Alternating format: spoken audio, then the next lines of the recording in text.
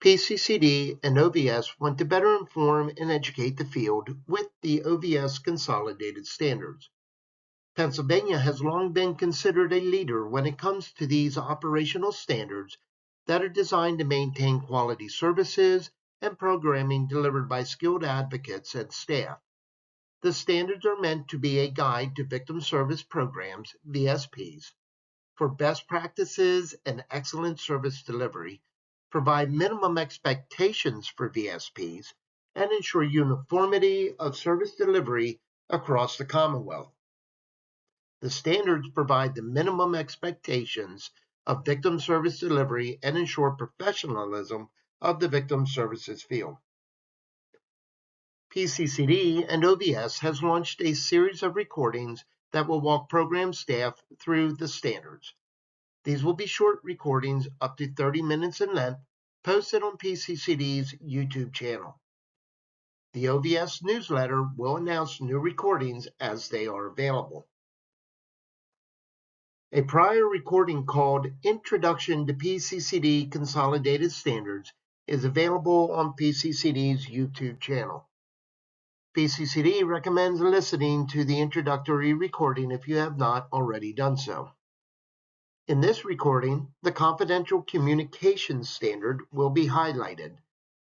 The standard was adopted by the Victims Service Advisory Committee, VSAC, in 2025. Programs who have PCCD as their oversight entity will need to have a confidential communications policy and procedure in place following this training. The program staff contact assigned to your grant can help answer individual questions about this standard in relation to your project.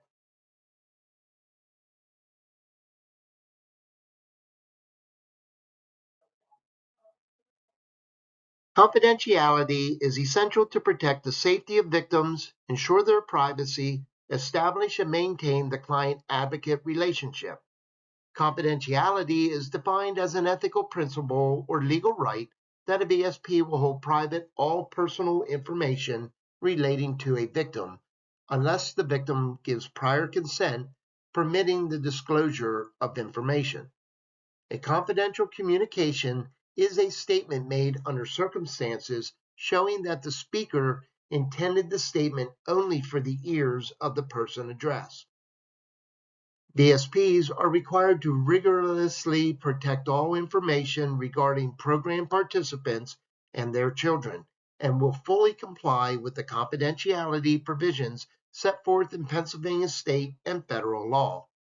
Communications are confidential whether made by adults or children, and whether to or between staff, volunteers, student interns, or board members.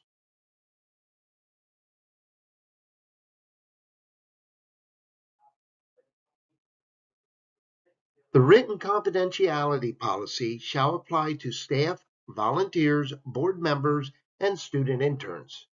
Staff, volunteers, board members, and student interns of the program shall not disclose or knowingly permit the disclosure of any information concerning the victim or family members, directly or indirectly to any person unauthorized by the victim. It is important to note that programs who hold Rights and Services Act or RASA and/or Victims of Juvenile Offenders VOJO grants through PCCD have a limited confidentiality privilege under Pennsylvania law. Written policies must address common instances where sensitive information must be turned over to the prosecutor, law enforcement, and/or the court. For example, a victim impact statement, oral or written, becomes part of the court record. An intimidation incident against the victim or witnesses, particularly when a new crime has been committed, is a second example.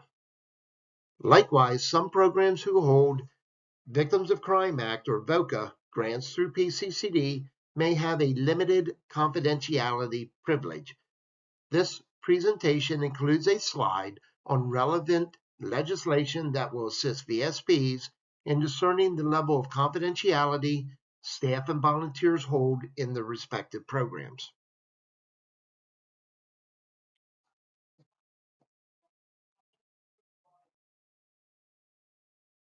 Staff, volunteers, student interns, and board members will be informed and provided a copy of all policies, procedures related to confidentiality and the application of these policies to their specific roles with the program.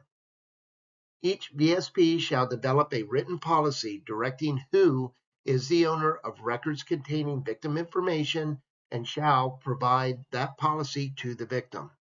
The policy must address who owns the record and how the file can be accessed and by whom. The VSP shall secure records, victim files, logs, and other written information against loss, data breach, tampering, and unauthorized use. The VSP shall create a written procedure for retention and destruction of records that preserves confidentiality. To emphasize importance, the VSP shall provide a full explanation of confidentiality to every victim that informs them of all limitations, including mandated reporting and statutory limitations. VSP shall hold adult and child victim information confidential unless there is suspicion of child abuse, harm to self, intention to commit a new crime, and/or harm to others, or the victim gives the program permission to release such information through informed consent. Written consent is preferred. However, verbal consent may be accepted in limited circumstances with proper documentation.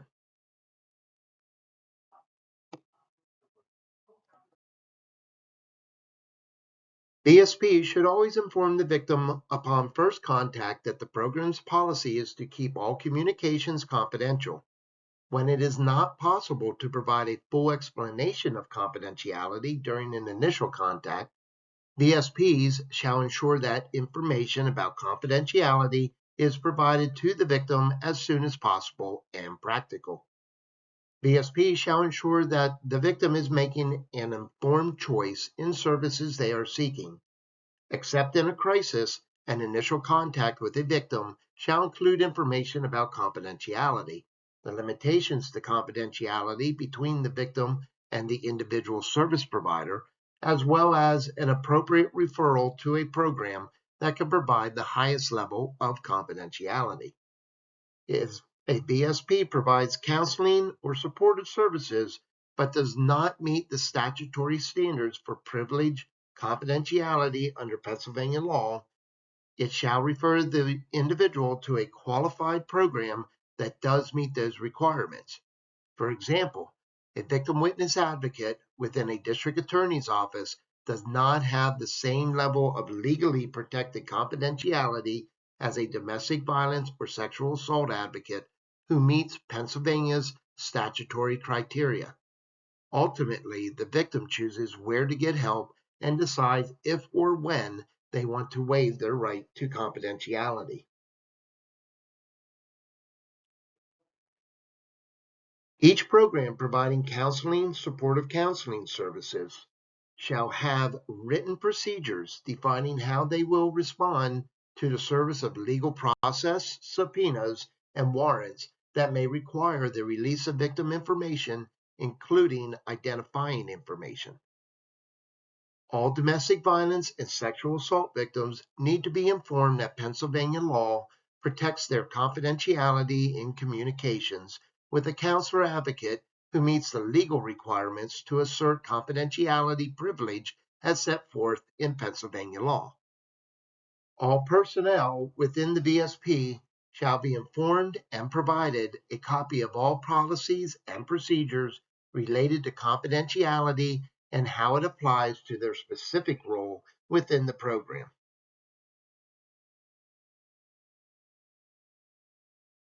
The same rules do not apply to VSPs providing comprehensive services. If a victim is seeking counseling, supportive counseling services from a comprehensive VSP, and have multiple victimizations, the program shall clearly explain and document the level of confidentiality and the limitations of that confidentiality that can be provided. The Counseling Supportive Counseling Standard provides further details on this. Ultimately, it is the victim who makes the decision about when and where to seek counseling, supportive counseling services, and under what circumstances confidentiality shall be waived.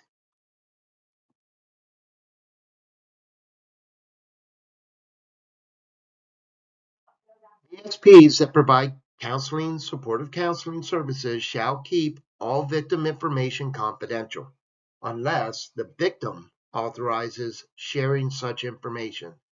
The victim's name and any personal or other identifiable information shall not be shared with anyone without obtaining the victim's written permission. The VSP shall ensure that statistical data and contact sheets never contain verbatim statements. Victims are in control of their information, and choices for service provision can waive confidentiality with an informed consent. VSPs shall obtain an informed and voluntary consent from the victim for the disclosure of information contained in the victim records for the purpose of referrals. A copy of this consent form shall be offered to the victim and a copy maintained in the victim's records. The consent shall be signed and shall include, but not limited to, the name of the person, agency, organization to whom disclosure is made, the specific information disclosed, the purpose of disclosure, a dated signature of victim or guardian, a dated signature of witness, an expiration date of the consent, generally not to exceed 30 days. The expiration date shall reflect time, date, event, or condition depending upon the nature of the information disclosed. An indication that the consent is revocable at the written request of the person giving consent and that the victim has been informed of this right. VSP shall not accept third-party requests to release information unless the third party is serving as a court-appointed guardian or personal representative of the victim. VSPs shall develop a written policy for the acceptance of a victim's verbal consent to the release of confidential information. Again, verbal consent is to be used in limited circumstances where written consent is not possible. Policies must address how verbal consent is documented in the record.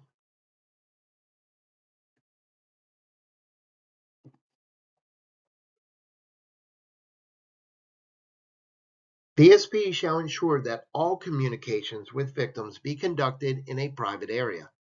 Every effort shall be made to ensure that conversations are not overheard. VSP shall ensure all staff and/or volunteers are trained at orientation on confidentiality policies and regulations protecting the privacy and identity of victims. These policies shall be made known to victims, governing bodies, consultants, partner agencies, and stakeholders.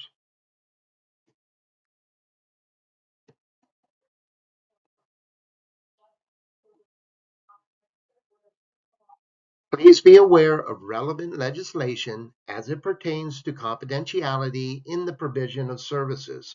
Please refer to PCCD's Consolidated Victim Services Confidential Communications Standard, available on our website for more on these legal requirements.